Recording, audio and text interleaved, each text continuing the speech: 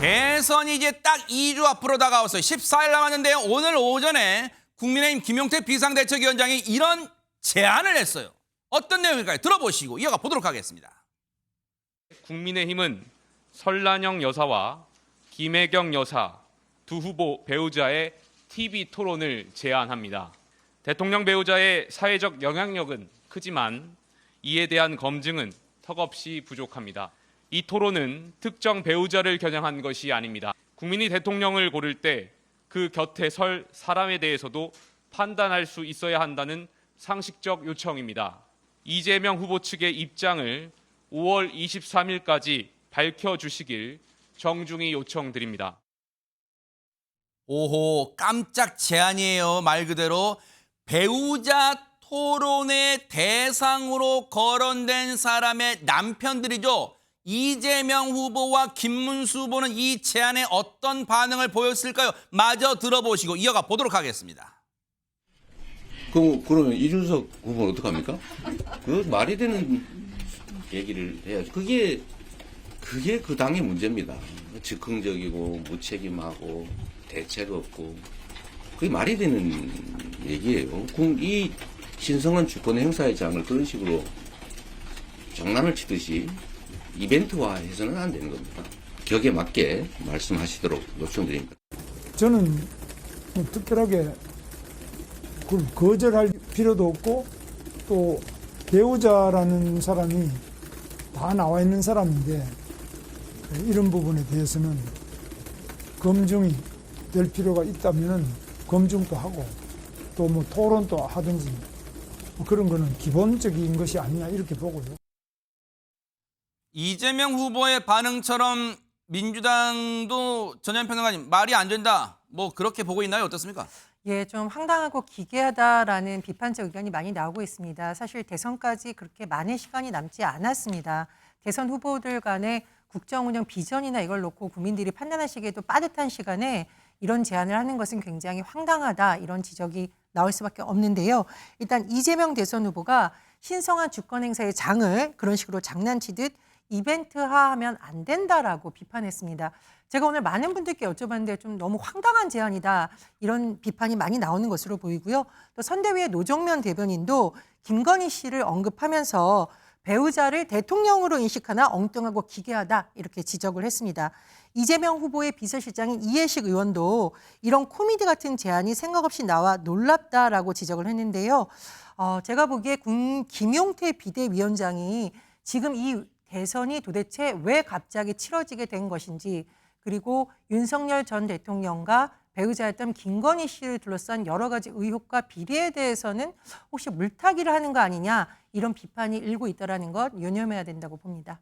이종근 평론가님이 보시기에도 시체말로 뜬금포예요? 뜬금없어요? 김용태 비대위원장의 저 후보자, 배우자들의 TV 토론회 어떻습니까? 기본적으로는 법적인 어떤 요건이 안 맞춰져 있죠. 왜냐하면 대통령은 공인입니다. 공인이기 때문에 어떤 검증이라든지 또는 토론이라든지 하는 수단을 통해서 검증을 할 수 있다고 보지만 대통령 부인은 공인은 아니거든요. 아하. 물론 영부인으로서 대통령 부인으로서 각종 의전이라든지 외교의 한 축을 담당하고는 있으나 네. 미국과 우리나라는 다릅니다. 미국은 특별법을 만들어서 영부인이 무엇인가를 할 수 있게끔 하는 그런 예산도 마련해주고 실질적으로 어떤 특정 분야에서 그런 그 정책적인 부분을 담당하게끔 합니다. 네. 하지만 우리나라는 그런 법안도 없고 헌법에도 그러한 규정이 없어요. 그렇기 때문에 부인을 검증한다. 뭐 이렇게 표현하는 건 걸맞지는 않는 것 같습니다. 다만 네. 김용태 비대위원장이 왜 이런 제안을 했을까라고 돌아보면 물타기라는 어떤 비판을 받더라도 김건희 여사 등등 우리나라의 영부인들이 사실 구설에 오른 건 한두 번이 아니지 않습니까? 그리고 또 지금 국민의힘은 전 영부인이었던 김건희 여사의 수사에 대해서 막거나 할 어떤 상황도 아니고 또 그럴 의지가 없습니다. 더 적극적으로 수사를 바라고 있는 상황이고요. 그런데 설란영 여사와 지금 김혜경 여사는 공통점이 있어요. 경기도 지사의 부인이었다는 아. 거. 만약에 그런 어떤 이야기들, 그러니까 경기도 지사 시절의 이야기들을 나누면서 정책적인 부분을 부인으로서 어떻게 도와줬는지 또는 법인 카드를 어떻게 했는지 등등을 서로 이야기할 수 있다면 지금 어떤 예를 들어서 김혜경 씨가 갖고 있던 의혹들도 상당히 검증이 되는 게 아니냐라는 생각을 아마 갖고 있는 것 같고요. 네. 또 한 가지 네. 설란영 여사가 네. 노조위원장 출신입니다. 그리고 설란영 여사를 아는 많은 분들이 얘기하는 게 네. 김문수 지사보다 훨씬 연설도 잘하고 토론도 잘한다. 아, 뭐 그래요? 이런 후문이 있거든요. 아. 아마 그런 자신감도 아마 지금 이런 어떤 제안을 하는 배경이 되지 않았을까 싶습니다. 그런데 이 배우자 토론회를 현실적으로 원천적으로 받아들일 수 없는 후보가 있잖아요. 미혼인 이준석 후보는 이 제안을 어떻게 생각하고 있을까요? 들어보시고 이어가 보도록 하겠습니다. 국민의힘 있는 사람들은 제발 선거를 이기기 위한 그 대책들을 세워야 되는데 이런 아무 말도 않지 하면서 지금 선거 이기겠다는 생각이 뭔지 모르겠는데 스스로 작전이 안 나오면은 돈 주고 컨설턴트를 쓰든지 했으면 좋겠습니다. 어떻게 지금 2주도 안 남긴 시간 속에서 또 시간 낭비하겠다는 것을 전략으로 삼을 수 있겠습니까? 김용태 위원장이 앞에 있었으면 저한테 엄청 혼났을 겁니다. 네. 아주 그냥 시체말로 행동으로는 안 했지만 말로는 그냥 한 대 꿀밤을 그냥 먹인 셈이에요. 이담 아나운서. 네. 네, 뭐 혼내겠다라고까지 얘기를 했는데요. 이 말을 두고 또 비판을 한 사람이 있습니다. 바로 한동훈 전 국민의힘 대표입니다. SNS에 비판의 글을 올렸습니다. 공당의 후보가 다른 공당의 비대위원장에게 내 앞에 있었으면 혼냈을 거다라고 공개적으로 말하는 건 좀 대단히 부적절하다라면서 이건 곧 국민의힘을 모욕하는 것이기도 하다라고 했는데요. 네. 그러면서 구태와 꼰대짓은 나이와 무관하다라고 아주 강하게 비판을 했습니다.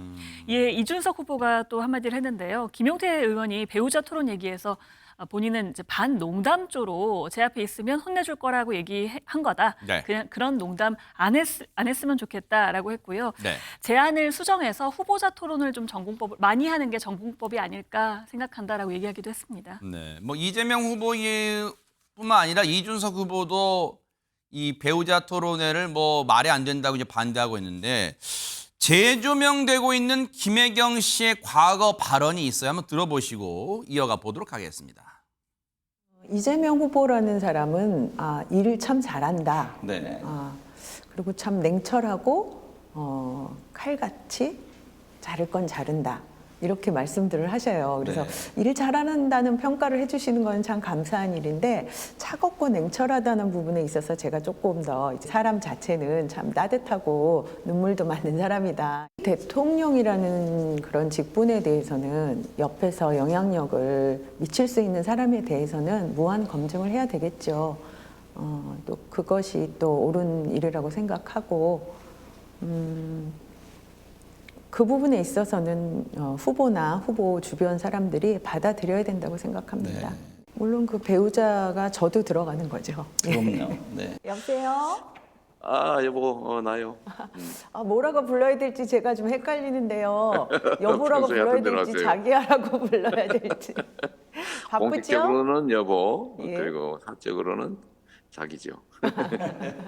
혹시 너무 깊이 물어보시면 예. 적당한 선에서 잘 설명해 주시기 바랍니다. 글쎄요. 생각해 보겠습니다.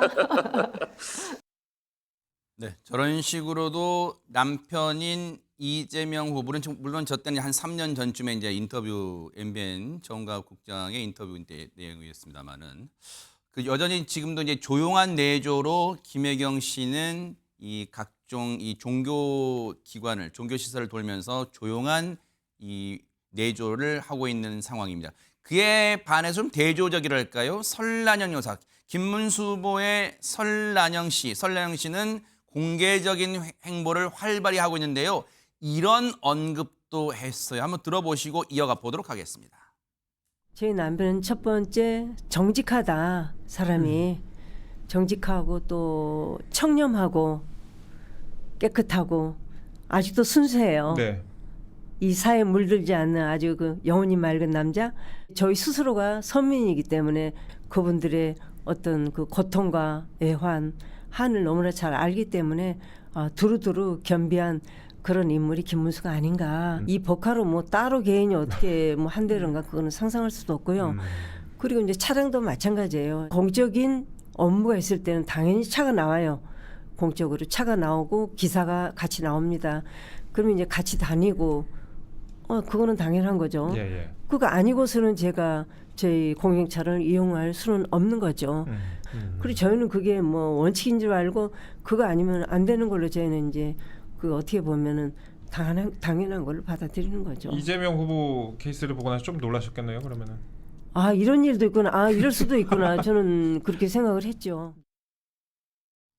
박주희 변호사님, 일단 설란영 여사는 좀 적극적인 면이 있다, 좀 그렇게 느껴지네요. 네, 굉장히 적극적으로 이제 김문수 후보의 선거운동을 지지하고 있는데요. 뭐 방금 보신 것처럼 뭐 유튜브라든지 각종 방송에 출연을 해서 이 뭐 김문수 후보의 청렴성이나 대통령으로서의 자질을 좀 강조하는 모습을 보이고 있습니다. 네. 그리고 또 뭐 전략적으로 좀 노련한 모습도 보이는데요. 그게 어떤 거냐면 최근에 이 김문수 후보가 이 선거운동을 도우러 가락시장에 함께 왔던 이 배현진 의원을 두고 미스 가락시장이라고 칭해서 사실 논란이 좀 일었었거든요. 근데 이 부분에 대해서 설령현 여사가 자기가 한 소리 했다. 그래서 젊은 사람들은 미스 코리아니 미스 가락이니 이런 게 굉장히 싫어한다. 조심해야 된다라고 본인이 지적했다라고 말을 했는데요. 어떻게 보면 앞으로 이 약점이나 아니면 상대 후보의 공격으로 받아들일 수 있는 부분인데 이 부분을 선제적으로 먼저 지적해서 좀 해결을 하려는 좀 노련한 모습도 보였습니다. 그러니까요.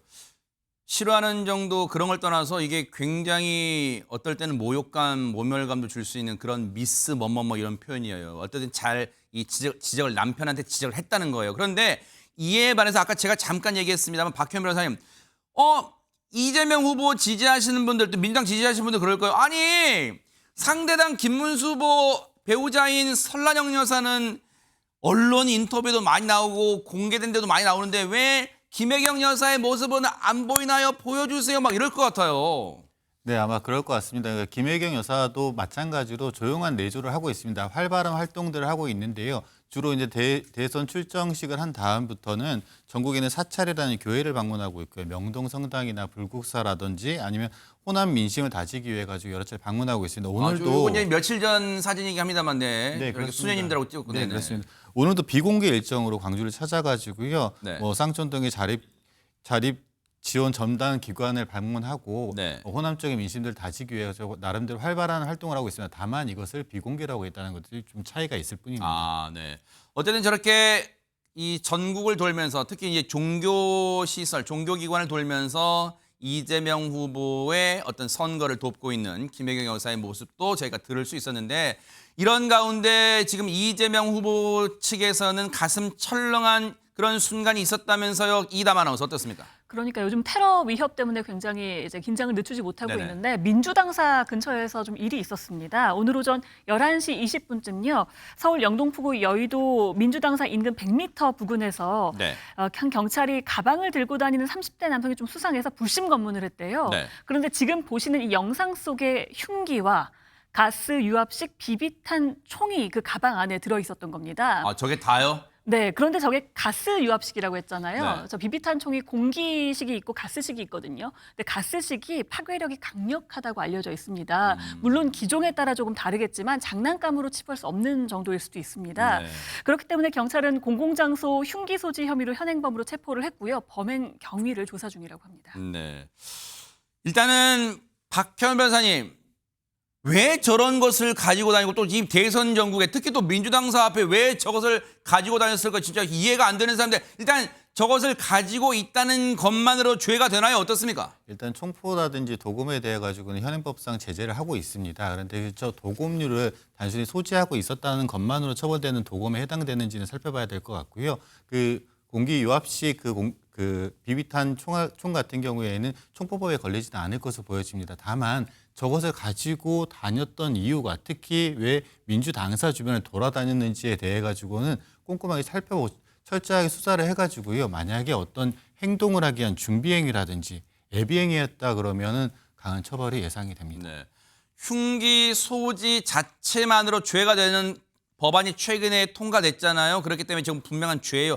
저런 생각은 꿈에도 하지 말아야 돼요. 그런데 전현 평론가님, 사실 이 사안 민주당 입장에서는 뭐 물론 전체 유권자 입장에서 걱정하면서 이제 보신 분도 많겠지만 민주당 입장에서는 정말로 가슴 철렁하고 놀란 가슴을 쓸어내렸을 것 같습니다. 오늘 이 소식을 전해 들고 많은 당직자들이 사실 깜짝 놀랐고요. 민주 당사뿐만 아니라 인근의 이제 건물에서 일하고 있는 분들도 사실은 굉장히 걱정을 많이 했습니다.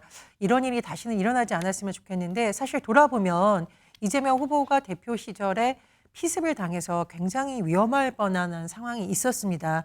그래서 제가 좀 말씀드리고 싶은 것은 이것은 어느 정당이나 특정 정치인의 문제가 아니라 최근 정치권 전체의 이런 테러 위협이라던가 피습 위험이 점점 높아지고 있는 현상을 우리가 봐야 된다는 겁니다. 국민의힘의 배현진 의원도 머리를 가격당한 적이 있고요. 앞서 돌아보면 박근혜 전 대통령도 가격을 당하거나 얼굴에 상처를 입은 일이 있습니다. 네. 이런 일이 없어지도록 오히려 정치권이 통합의 정치에 나서고 상대방을 비판할 수는 있지만 비난하거나 증오, 혐오를 부추기는 행위는 이번 대선을 통해서 많이 근절되었으면 합니다. 국민의힘 얘기해 볼까요? 이제 2주 앞으로 다가온 대선 아마 지금도 국민의힘 입장에서는 원팀, 진정한 원팀이 되기 위해서 마지막 고리가 아마 이 사람 아닐까 싶어요. 이담 아나운서. 바로 홍준표 전 대구시장이죠. 지금 하와이 빅아일랜드에 이른바 설득조 특사들이 가 있잖아요. 네. 만나서 저녁 식사를 하면서 한 4시간 20분 동안 대화를 했다고 합니다. 만났네요. 네. 그러면서 이야기를 했고 어떤 이야기를 나눴는지 국민의힘 유상범 의원이 오늘 이야기를 했는데요. 일단 홍준표 전 대구시장이 대화 중에 민주당과 손잡을 일은 절대 없다라고 명확하게 했다라고 했고요. 바로 저기가 빅아일랜드의 모처에서 만난 모습이었습니다. 그리고 또 얘기를 할 때 김문수 후보를 지지한다. 김문수 후보의 승리를 기원한다라고 분명히 말했다라고 홍준표 전 시장의 이야기를 전했습니다. 네. 그리고 홍 전 시장에게 김문수 후보의 이야기도 전하고 왔다고 했는데요. 네. 김 후보가 만약 홍준표 전 시장이 당에 돌아온다면 요청하는 내용 다 받아들이고 판단과 역할에 대해서도 전적으로 홍 전 시장에게 맡길 테니 도와달라라고 했다고 합니다.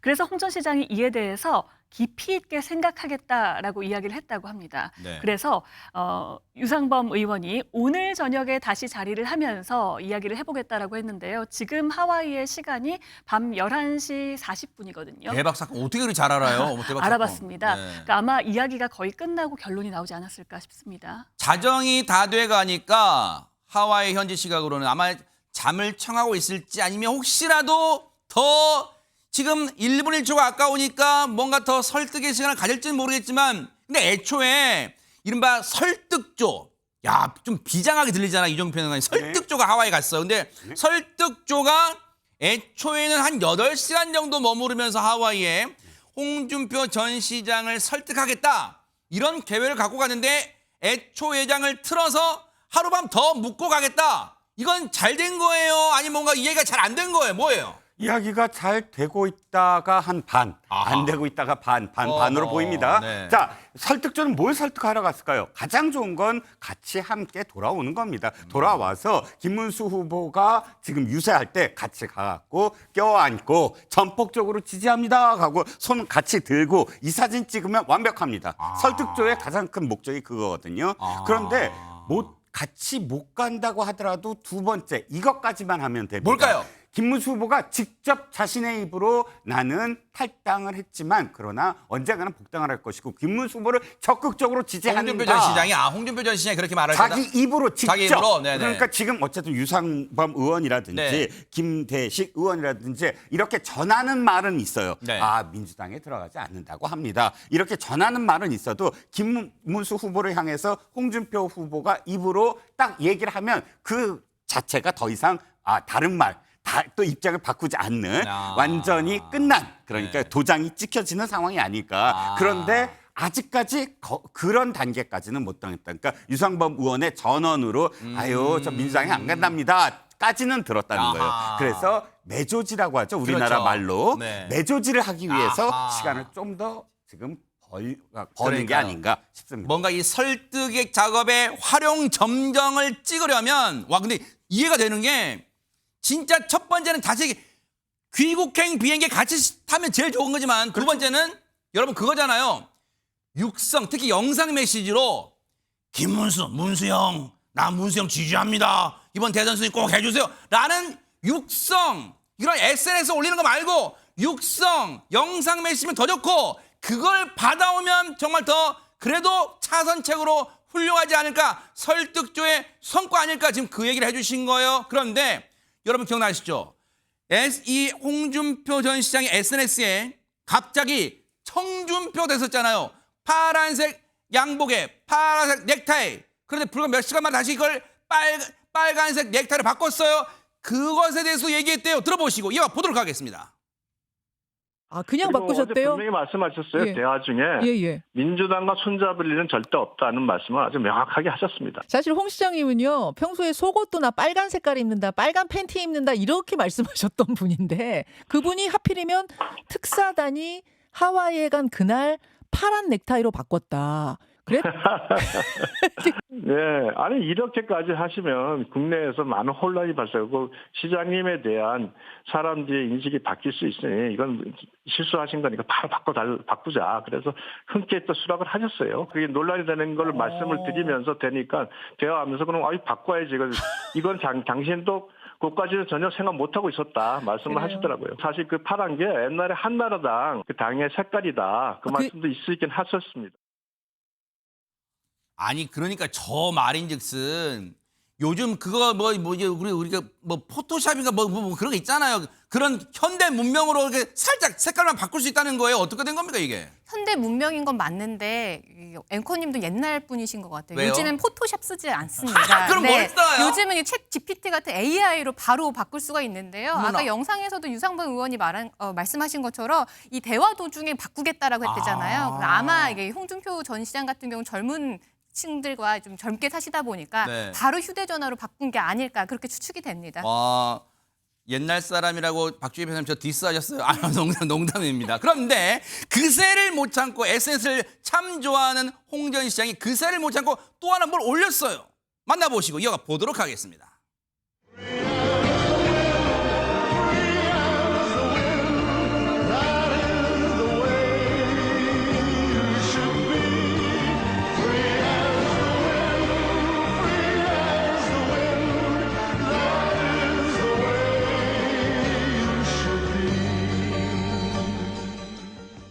시청자분들 그러실 것 같아요.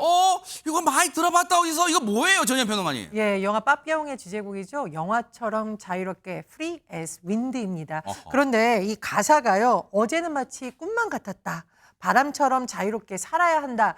그래서 이게 여러 가지 해석이 나오고 있어요. 이 말은 나는 국민의힘이 특사단이 요청해서 특정 당을 지지하진 않겠다고 했지만 네. 그렇다고 국민의힘 선대에 들어가진 않겠다. 이런 뜻인 거 아니야. 이런 해석도 나오고요. 네. 제가 홍준표 전 시장 페이스북 직접 확인해 봤습니다. 이런 걸 올리셨네요. 바람처럼 자유롭게 악마의 섬을 탈출한 빠삐용처럼. 이 악마의 섬은 도대체 어디를 말하는 것인가 여러 해석이 나오고 있습니다. 네. 야, 이거 지금 알 듯 모를 듯한 얘기를 SNS에 또 올리는 바람에 지금 설득조 하와이에서 지금 잠을 청하고 있을 설득조가 지금 애가 타요. 어쩌자는 걸까? 홍 전 시장 지금 가겠다는 거 말겠다는 거 지금 합류하겠다는 거 말겠다는 거 그런 가운데 홍준표 전 시장과 최근에 통화했다고 주장한 사람인데 그게 박현 변호사님 김문수 후보는 아니라면서요? 네. 지금 국민의힘 김문수 후보 같은 경우는 특사단을 파견할 정도로 홍준표 전 시장에게 러브콜을 보내고 있는데요. 네. 그렇다면 당연히 김문수 후보하고 뭐 통화가 주고받지 않았을까 이렇게 짐작을 해야 되는데 그러니까요. 오히려 엉뚱하게도 오늘 광주에서 네. 지역 언론인과의 간담회 자리에서 이준석 후보가 내가 통화했다. 네?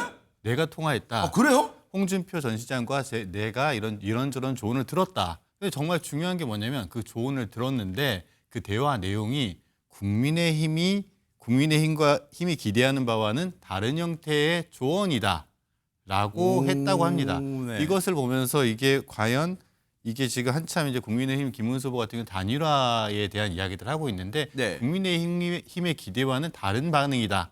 이런 말들을 했다고 합니다. 보세요. 지금 이종건 평론가님 표현이라면 표현 보세요. 홍 전 시장이 먼저 이번 선거에서 우려되는 점을 선배 입장에서 조언해줬다. 이 말인즉슨 먼저라는 표현을 보면 전화를 먼저 걸었다는 거예요. 그렇게 해석할 수 있어요. 어떤 겁니까 이게 지금? 먼저 선배 입장에서 조언해줬다, 전화를 걸었다라고도 해석이 되지만 그러나 진짜 이준석 후보가 물어봤을 것 같아요. 그러니까 듣고 싶은 얘기가 있을 거예요. 지금 이 시점에서 드롭을 하느냐 고를 하느냐. 그러니까 포커판으로 말씀드려서 죄송하긴 하지만 그럼에도 불구하고 끝까지 가느냐. 끝까지 갔을 때 과연 10%가 나오지 않으면 반도 사실 선거 보전을 못 받잖아요. 근데 아직은 두 자릿수가 아닙니다. 고민되는 지점이에요. 그런데 끝까지 가서 사실 자신이 차악이나 차짝이나 차차차차기까지 또 놓을 수 있는 연배니까요. 그런데 서른도시 노래는 아니요. 차차차 이게 서른도시 노래를 하려는 건 아니잖아요. 그렇죠. 5년 단위제가 계속 되더라도 4번이면 20년. 예순밖에 안 그러니까 됩니다. 차차차 나오네요. 차차차. 따단따단. 앞으로 20년 후를 얘기하는 겁니다. 그런데 문제는 이겁니다. 과연 홍준표 시장이 뭐라고 했을까? 근데 홍준표 시장이 단초가 있어요. 홍준표 시장이 지금 하와이로 갈 때 딱 한 사람만 공항에 나왔습니다. 그 많은 사람 중에 누구죠? 이준석 그러네요, 후보가 공항에 나왔습니다. 그러니까 홍준표 후보가 전 후보가 이렇게 얘기해 줬습니다. 이번 선거는 이재명 대 이준석일 거야라고 덕담을 딱 했거든요. 그러니까 그것을 아마 기반으로 해서 해석을 한다면 끝까지 가라. 못 먹어도 고다. 끝까지 가서 차기나 차차차기를 노려야 되지 않느냐라는 조언을 하지 않았을까 싶습니다. 자, 이런 가운데 사실 14일 앞으로 다가온 대선의 보수 진영의 최대 화두는 여전히 단일화라는 게 불씨가 사그라들진 않았을 거 아니에요. 근데 이런 얘기를 이준석 후보가 했어요. 한번 들어보시고 이어가 보도록 하겠습니다. 김문수 후보님께서 지난 일주일 동안 최대한 많은 노력을 하셨지만은 좀 제한적인 것 같다, 성과가. 그리고 저렇게 가면 그냥 무난하게 그냥 이재명의 당선을 우린 지켜봐야 된다. 그러면 특단의 어쨌든 방법들을 써야 되는 것이고 젊은 역동성으로 돌파해보자라는 제안을 이제 유권자들에게 하는 겁니다. 그래야 된다고 생각해요. 그러면 나로 단일화를 해야 된다라는 메시지네요, 오늘? 단일화라고 좀 표현 안 하고요. 실제 표심을 몰아줘야 된다.